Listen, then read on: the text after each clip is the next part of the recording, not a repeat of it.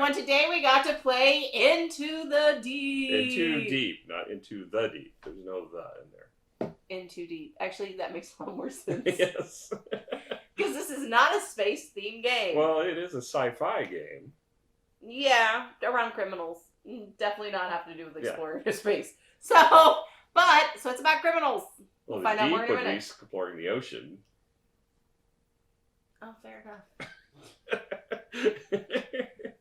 We crazy around here. All right, but before we get into it, don't forget to hit the subscribe button and the notification bell because you like board games and that's what we do. Randy, tell us more about Into Deep. So Into Deep, this is the Kickstarter version. I don't know what's going to be in the regular version. You just got it last week, right? It just came in past week, and so I'm sure that these miniatures are upgrades and the little figures are upgrades because in the rule book they have wood for these little just like wood cylinders, and they have standees for all of those. Okay, so when we talk about quality component, we'll get there. Yeah. Tell us more about this one. Yeah. So this one has a Board Game Geek rating of 8.1. Well, it's 2021 release. Obviously, it just came out on Kickstarter. It's got a rank of 7,023. It plays 1 to 5 players, and it's 60 to 90 minutes is the length on here. We played a lot longer than that. I think that's, well, we were learning what we were doing too. So. Yeah. Age 13 and up. Designed by Josh Capel and Daryl Chow. Art by Dominic Mayer. Published by Burnt Island Games, who are the same people that did Endeavor, Age of Sail, and Hall of the Mountain all game. Solid games. So Yeah. that makes this is. And this one's got attributes of pick up and deliver, set collection, contract completion, lots of different things. Yeah, I think there's a lot of unique. The way they did it was a lot of unique mechanisms in this game. So I thought this is a pretty unique game. Semi-co-op. It's not fully co-op because there's only one winner in the end. I didn't really feel like this was co-op. Like, I mean, it is, but it wasn't. Yeah, like, you have to all complete the quest or you fail, but you could still win. But you get victory points the more you can put into the quest. So it's like, oh, I want to finish the quest so I can get all the things. So I don't think that that's necessarily a negative. All right, let's start with quality of pieces now. So this is the Kickstarter version. Yes. They have some really nice miniatures. We don't know what's what. So we don't know what's standard. We don't know what's Kickstarter, well, we do. Correct? The miniatures were standees in the rule book. So that tells me those are Kickstarter.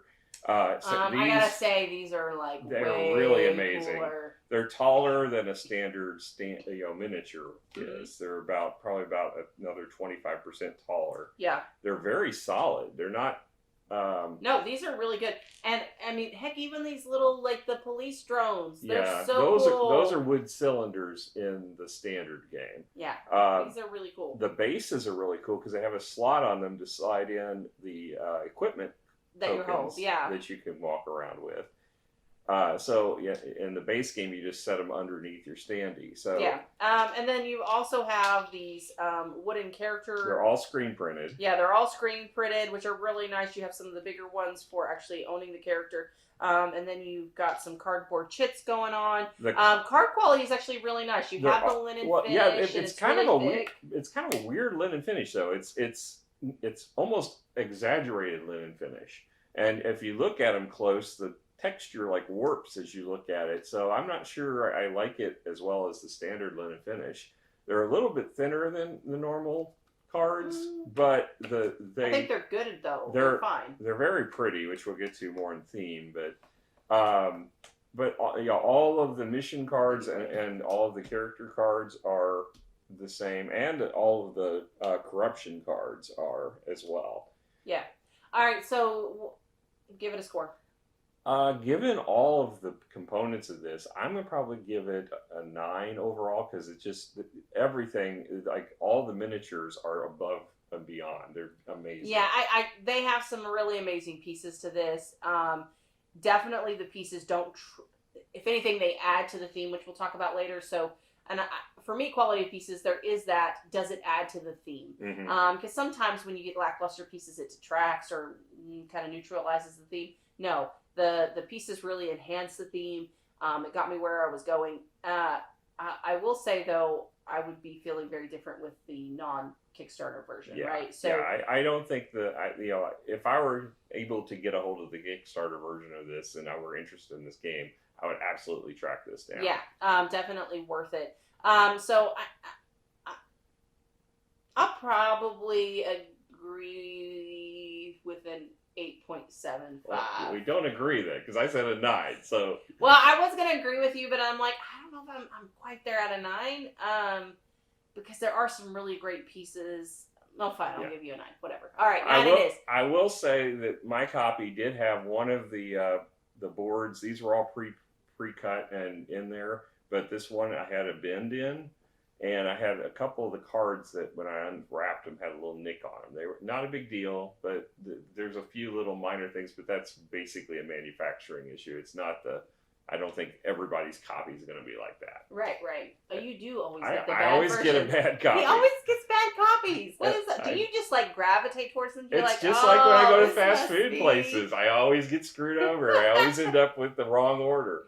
It's so... Listen, guys. Like, I never have any issues unless I'm with him. And I'm like, why did you... But even then, it's my food that always gets screwed up. Last time it was both To be fair, I always have to customize everything. So it's to be fair. But yes, it always is my order. Yeah, you end up ruining my food too. But, so, no, that's right. So then let's move on to theme. So you are basically, you have a bunch of different criminals. And you are trying to tap into their criminal mind, take control over them, and get them to do your bidding. I don't know how you have the power to do that, but you do. Because it's the future. Okay, yeah. I don't know if I'm a really cool psychic or I'm tapping into the electronics in their head, okay? I don't know. There might be a reason. Well, here's the story. It's the year 2087. Not too far away. Yeah. So I always have a problem when they set the thing future, but it's like really near future because this game will date itself and then it'll be like 2100. Oh, the year is 2087. I won't be there. You'll be there. I'll be dead like next year. It is the year 2087. A global criminal organization known as the Syndicate has set its sights on New Dawn City, a crumbling former utopia that is the perfect target for its network of cyber-enhanced underlings. So they're cyber-enhanced. So that's why I'm tapping into their electronics. You work for a secret agency devoted to defeating the Syndicate, and your scientists have finally discovered a way to turn the Syndicate's advantages against them. Using an experimental technology, your team can infiltrate the minds of Syndicate criminals, observing and even influencing their activities as you gain more skill.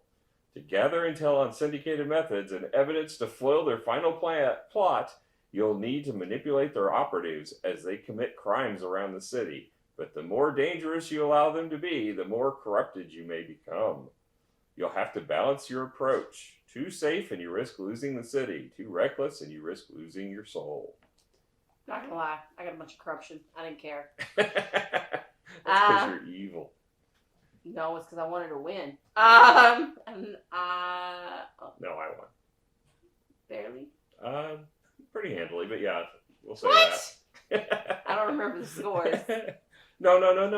I'm taking that back. That was at the other game. Yeah, that was Tapestry. This game, you beat me by 1 point. See? I thought I won. Yes, you did. You won by 1 point. I thought it was 2, but okay. Who's counting? Yeah, so theme-wise, so we were right. And like I said, the miniatures really enhance this. Oh, yes. If not, I would probably be saying something a little bit different. The fact that I was able to guess the theme without knowing the theme, I think was actually pretty cool. Well, the art is incredible in this game. Yes, the art is very pretty. It is very solid. There is, when you have the tasks, they do give theme text, so you kind of know what you're kind of doing. The different pieces do have different terminology, and they get used, and so that does build with the theme. So yeah, I thought that this was pretty cool. Well, what were you thinking? Well, first of all, I like a lot of times when you get these games, they give you a card with the art on it, and you have to figure out which miniature it is, and it's hard to match them.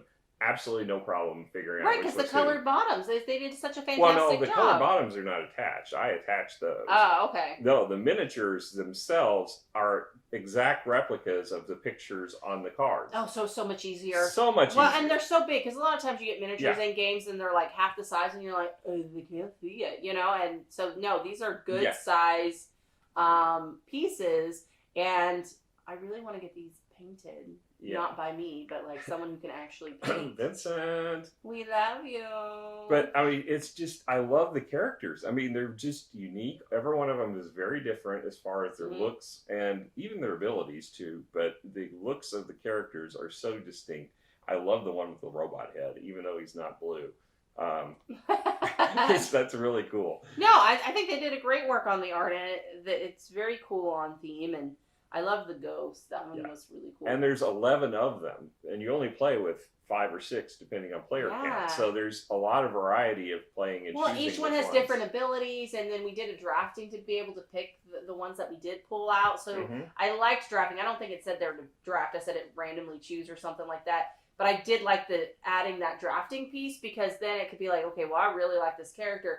And everyone gets to do that. So, you know, there are characters, you know, because there are different play styles out there. So I did like the fact that we kind of added that drafting round in. So if you're the maker, hey, check that out. But yeah, so that's pretty cool. But did you give it a score? No, I haven't. I thematically, I'm going to probably go ahead and give this one a 10. I just love the look. I love the art of it. I love the fact that they put so much meticulous effort in matching the pictures, because that's always a big pet peeve of mine. I mean, the theme of I love sci-fi to begin with, and I like this whole idea that, you know, it's not a hidden traitor game, but you can still betray the others based upon the amount of corruption you take and try to sabotage. Yeah, you try to ruin me. Like I just needed one more round, and I was going to complete like the final trigger in game kind of thing, and he moved everything around and flipped everything. Well, dude, I had to completely like redo everything. I had to like waste all my extra actions, which we'll get into gameplay. Trust me, he was an evil. Our missions were opposite was the problem. We both needed equipment, and we both needed to be on opposite sides of the board. So yeah, we had a tug of war going, which unfortunately you won. So yeah, exactly. All right. So moving on from theme. Oh, you said you're going to give it a 10? I gave my score. I'm actually going to give this a 9. I'm not loving it as much as you, but they did a really good, solid job. So nothing to detract. Just, I don't know, but really fantastic. All right, so moving on to rules. You read them. Yep. You read them to me. I nodded. Didn't understand a word of them. The rule book is 20 pages long. Yeah. It is color-coded to an extent. There's a lot of information on all the pieces because there's a lot of pieces. So just going through and seeing what is what. It does look like the standees are screen printed wood. No, I think they're cardboard. I can't. Okay. I mean, we can't be sure because obviously we don't have a copy of it. They're not in the box for this special edition Kickstarter. They look pretty good though. So yeah, and then the heat markers I said are yellow cylinders, and they do have a screen printed little sentinel that's a wooden sentinel, which or looks like a our sentinel. Sentinel's cooler. Ours is plastic, but sits in the same kind of base. It's so cooler. Yeah, I mean, other than that, there's mostly all the cardboard and everything's the same. You got the setup for the city, set up for the players, set up for the central board. You got your backstory on your turn. The turn section is actually not too bad. It's only 5 actions to take in a turn. Yeah, but were they pretty clear? Was it straightforward? Yeah, it was pretty easy to read. Okay. And the cheat sheet that they give you is really good. The only problem is if you were playing 5 players, then you wouldn't have enough. Well, I guess if you have there's 11 people, characters, you have enough. but you play with 6.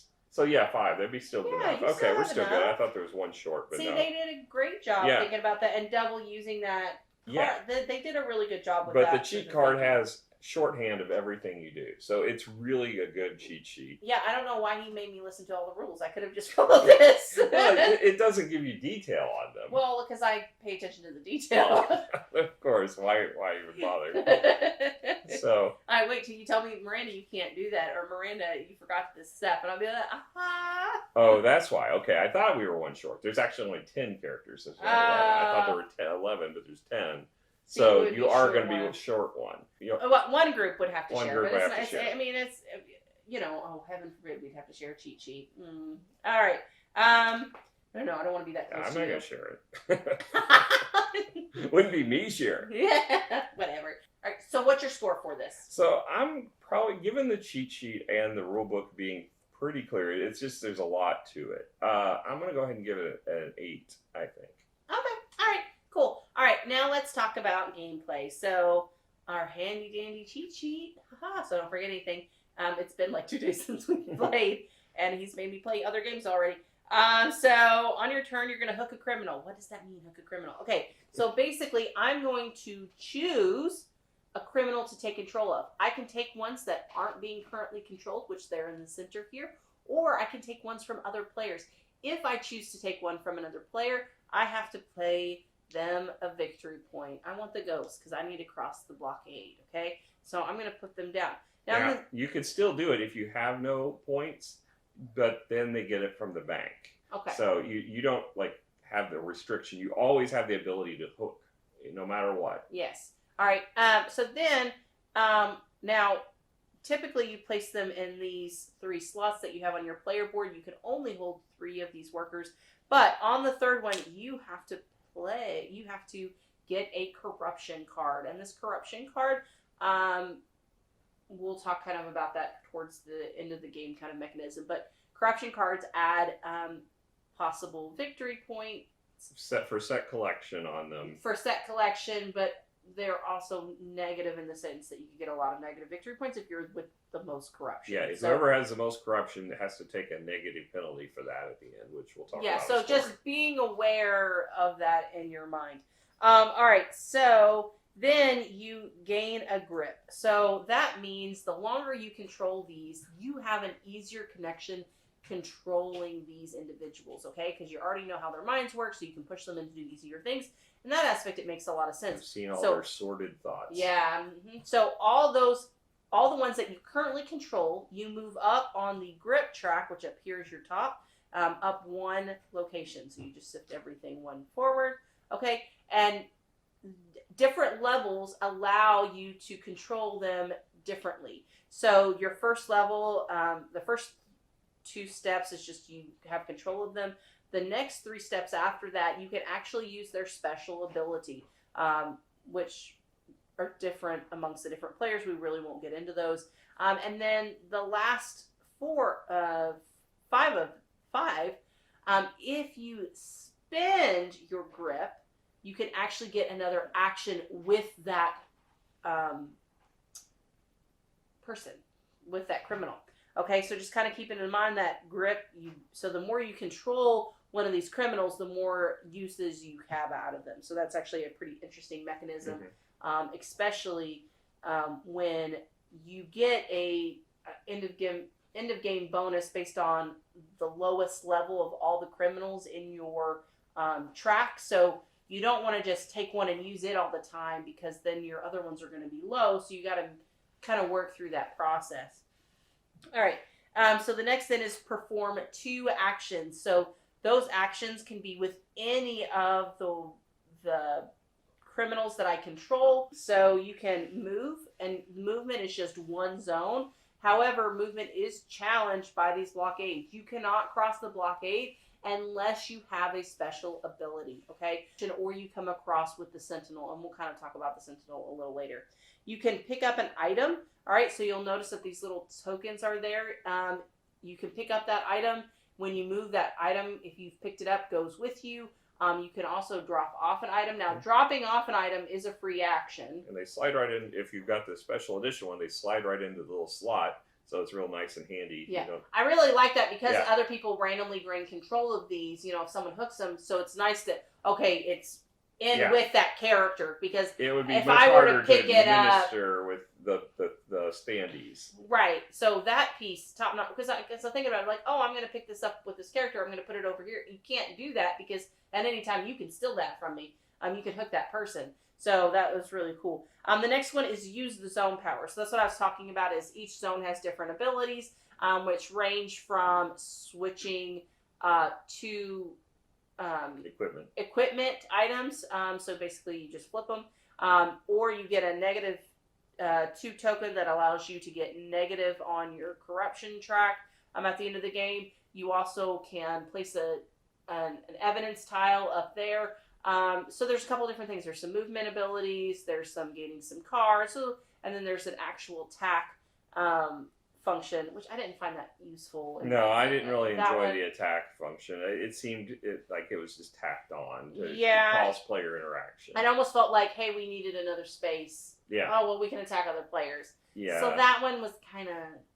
Well, we don't generally attack in games. No, but it was crappy. Like, there was no benefit. It wasn't even much of an attack. It actually benefited the person who was getting attacked almost more than the person who won. Right. So, like, what's cool about the different space actions are there's these monitoring robots, drones. Oh, yes. And there's one space that has 3, one that has 2, and one that has 1. But that's really just a primer to say basically how far it's going to be before that's cleared out, because you cannot take an action of a space if any of those drones are present. Yeah, and I like the fact that it's just not time that has them dropped off. It's that someone else has to take another action. So it's drawing the police attention, right? So if nothing happens, then the police are going to stay where they're at. Mm-hmm. But if you do something at another location, okay, then the police drones come to you.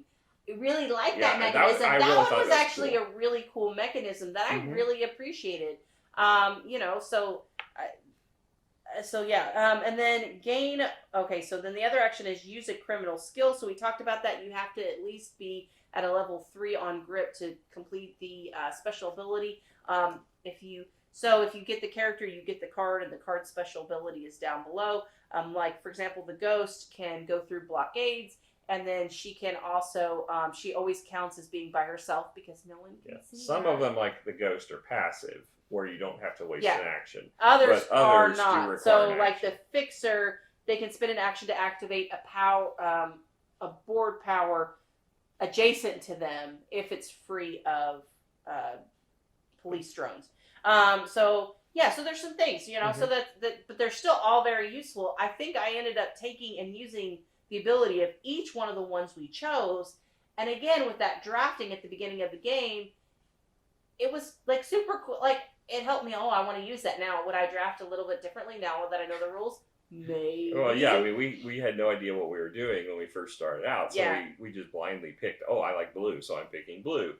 I did a little more than that. I was like, blockades. Blockades are bad. Because I picked the ghost, which allows you to So I did a little... I was like, well, I don't like blockades, so I need things that allow me to go through blockades because I didn't know how they worked. So criminal skill. And then you can also choose to spend one of your actions just to gain a grip on your action. So basically, hey, I really need to use a special ability. I have 2 actions, but I can't do it because I'm quite low, so I'll move it up first real quick, and then I'll use this special ability. I actually use that action quite a bit because I needed, because I was in a certain place to complete the story card, but I couldn't move anything because then I'd mess it up. Because you have to meet certain criteria when we talk about these, and we'll kind of dig into this in a second. All right. So then the next thing is after you perform your 2 actions, you complete a story crime if you're able. Now, this is what we're talking about. So the story crime has a particular parameters. So like some of the level 1s are super easy. You must be in Iron Heights with a loose gun droid. Okay, so 1 gun droid and you're at this location and then that's it, right? So that's actually a pretty straightforward. But you get into further and it gets a lot more complicated. You must be in the parish with the cache, the coop, and at least 2 other items. Right? Oh, this was the one that you had. Yeah. You eventually ended up getting this one, but and that's a lot more complicated because you have to move all this equipment because you're not the only one that needs to do these things because everyone has their own story card and their own side missions. And so they're moving things around that can prohibit you from filling your action. Now, like I said, the level 1s are a lot easier to do. so maybe you're not interacting as much. But as you start building through the story, it gets a lot harder. You're ending up getting in other people's way, not on purpose, maybe on purpose, but you know. Yeah, but So, when we say a story card, it's not like there's a real in-depth story. What it is there are sets of cards, and you play with 5 of them. There's actually A through E is what we played for it with, but there's actually an F and G in there too that we took out. So you have some interchangeability. yeah. But there's level 1s, level 2s, and level 3s. Before you can complete a level 2, you have to have a level 1 of each letter, but same for level 3, you have to have a level 1 and 2. But you shuffle them all together, so the odds of you getting the card in the right letter that you need in that set to move on to the next level. So you have to complete a few level 1s before you can go to level 2. But I did like the fact that as a free action, you can discard it and gain another one at the end of your turn. Yeah. So that was beneficial. So I did like that. So if you ended up pulling a 2 that because we didn't do any E's, and so it was beneficial to be like, because if you drew an E, I'm going to discard this because we've gotten one. We're on level 3s. It's like, okay, we got through 1s and 2s. Level 3s, okay, I can't have an E in my hand because I can't go back to the 1s and 2s and complete all those. So that I did appreciate. I thought that was a good touch. And so then the last one is ditch and draw a card, which is what I just said. So if you want to discard one, you can. So that's kind of nice. You did leave out the side quest. So on your turn, you're going to have a possession of at least one side quest as well that you can perform. And if you could, it's basically just like the story quest, but it's usually less work to do it, and it's got less of a benefit. Yeah. But it's free. And the thing is on the story quests, you get to choose between 2 outcomes of that story, which I thought was really a cool thing. Right, because you could take more corruption. Well, there was a more victory points, more corruption option, but less evidence and less thing. But then the other side was typically less victory points, but less corruption, but then more ability to turn in evidence. But the little bit of story you do get, it's kind of fun because it's a little darker of an ending. You know, it's like I could just steal the car, or I could, jack it from somebody at gunpoint and take the car. So you had you had a little bit of difference there that was subtle in the story, and it made the difference of why you would do the 2. I thought that was kind of cool. Yeah, the fact that they thought that through, and that's why we rated it so high for theme, is that they did do a good job on that. All right, so now completing a story crime, we're going to go back to this a little bit because there is some additional steps in this that we do want to cover. So we're going to check the prerequisites, obviously, to make sure that we did meet the criteria, and then the effects is resolve the crimes, red effect, if any. So a lot of times they'll be like, drop the electronics. So like you had to have the electronics in this area. Well, then you have to drop them, right? So then you don't no longer hold them, and that will trigger the event. And then choose and resolve your approach, which we've already talked about. Display the crime, and then this is the part that we forgot, is we unhook. So all the players we controlled actually, when we complete a story, actually go back to the center pool. Now, side quests, you don't have to do that. Side quests, you don't, but the story crime, you do. And then let's talk about the evidence and the filing claim, I guess you could say. So typically when your rewards for completing a quest or a side mission is to get evidence. So in this particular case, I'm going to get 3 evidence tokens. So I'm going to go up to this board over here that holds all the evidence tokens. There's 4 that are always visible, so I'm going to choose 1 that's visible, and then I'm going to pick 2 that's not, randomly. So I'm going to pick those 2. I'm going to refill the one that is the missing one that's visible, so now 4 are visible again. And then I can file them away, so depending on the file number I have. So then I have 2 options when I can file them. I can file them at the top, which is, I guess, turning them into the chapter. Turning them into the chapter, or turning them into the end game. Okay, so at the end game, there are certain requirements to complete the overall end game, and then there's certain things to complete the chapter. The chapter ends when? The chapter ends based on the tokens. So that it's kind of your timer. So in addition to getting the tokens to complete the missions on this, as far as filling in the chapter, you also set our time. You're limiting yourself on the time you've got for that round, because when you take a token, if you cannot backfill from the board, that ends the chapter. So you want to have that chapter completed before those tokens run out, which Yeah. we did complete every single time in this round. We got really close on that last one. We got really close. And there's Like, really six close. different varieties of these tokens, and each round there'll be 3 of them that are in the demand for that chapter. So if you don't get all of the tokens necessary in the draw just by random chance, Which is what happened, and luckily we emptied it out and had to replace before the end of the game, and I was able to get that last token that we needed for that chapter. Yeah. So that was very beneficial. So yeah, and so at end you play 3 rounds in the game of 3 chapters, and then at the end of the final chapter, we have to have, by that point you have to have a set of tokens of 4, or it's 3 tokens for 4 sets in your final chapter. Now I'm not sure if that set changes based upon player count, I believe, but we had, for 3 players, we needed 4 sets of them. So that will determine whether you win or lose the game as a whole. Now, individually, you've got your score based upon your victory points, and there's lots of conditions around that. So the evidence that you've got, each symbol on your tokens is worth the value of that type based upon the predominance of it in the end game. So there's rankings from 1 to 4 victory points per token of how many of those you still have that you didn't spend to the board.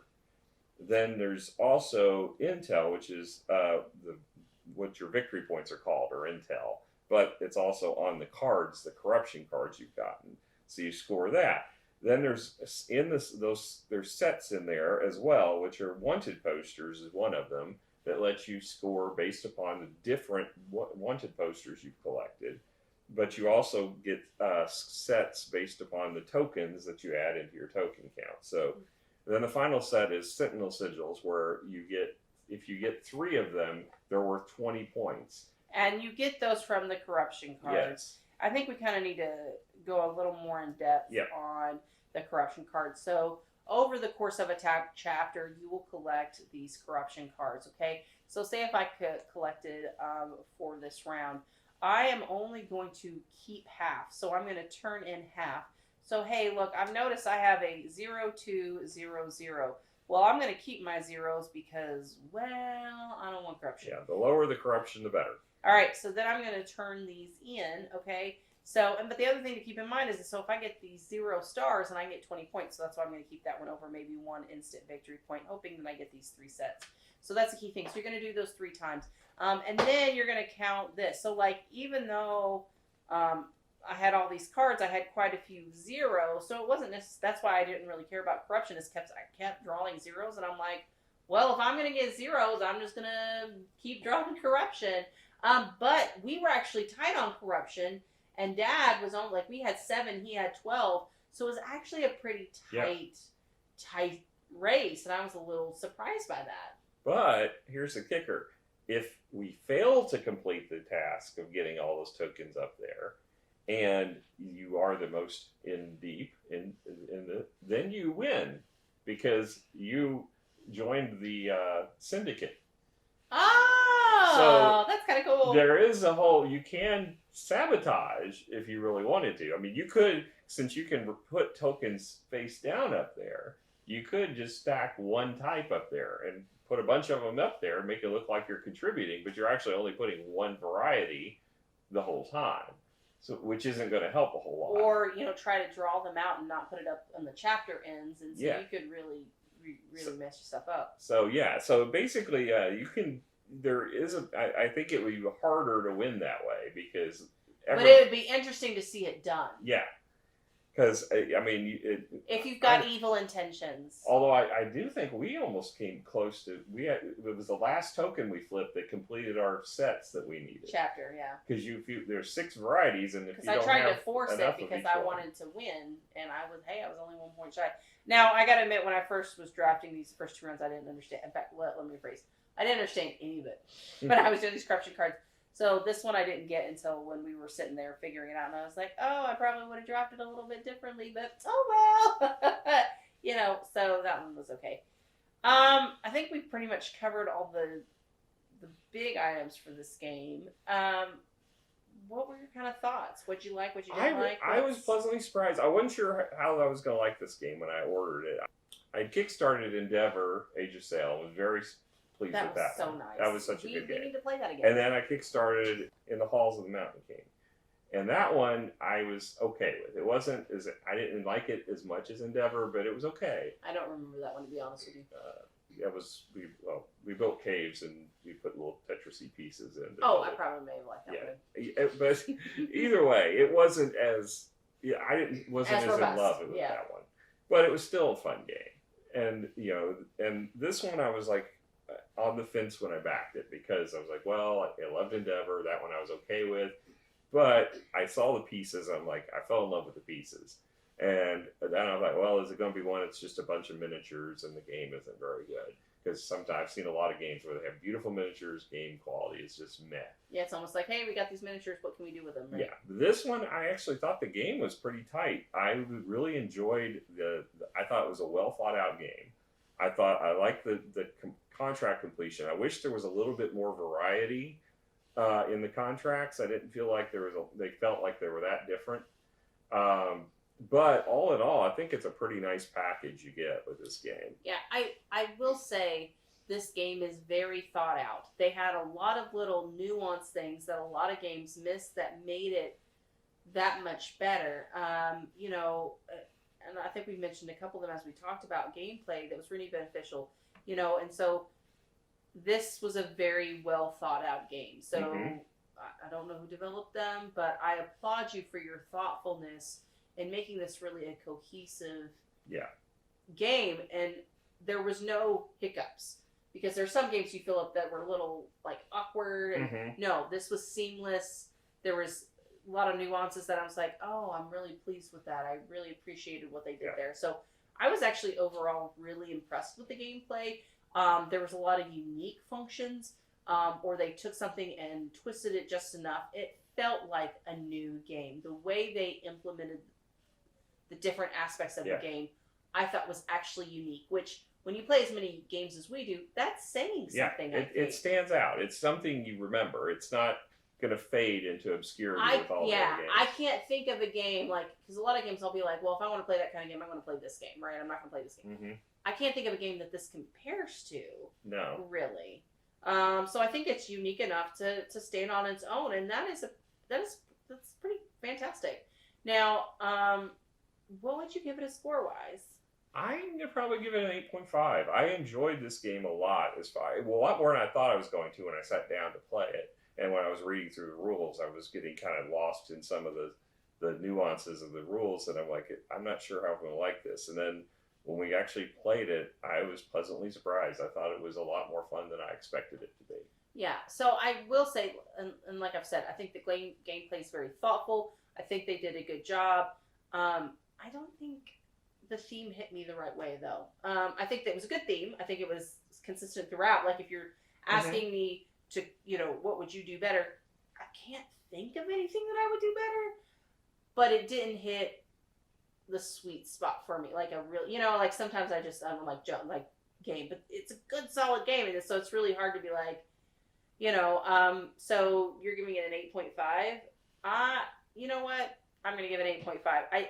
I really think my personal opinion can't detract from how amazing this game turned out to be. It was a very pleasant surprise for it. So. Yeah, I mean, especially with Kickstarters, you go in blind. You have no idea if the game's going to be good. You're just taking the opinions of the people who maybe they've got previews and, but you're just kind of running with that. Which we will totally do. Yeah. We've done a few.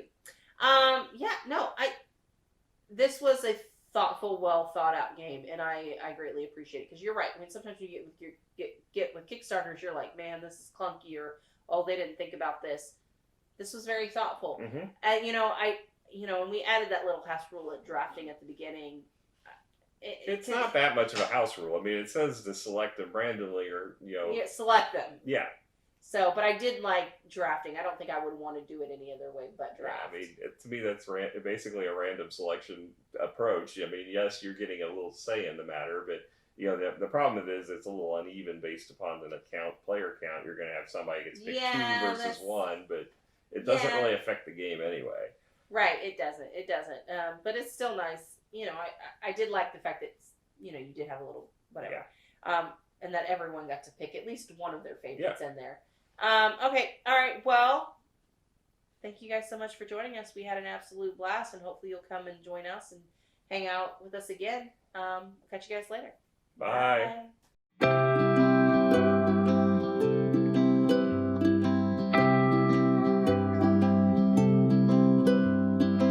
Hello, everyone. Oh, nope. Today, You scared me. I bumped this and then everything went flying. I said, "Are you ready?" Yes. Are you ready? Yes. All right. And then I started talking, and you were like, "Wah!" I never responded. You said, "Are you ready?" I never said yes.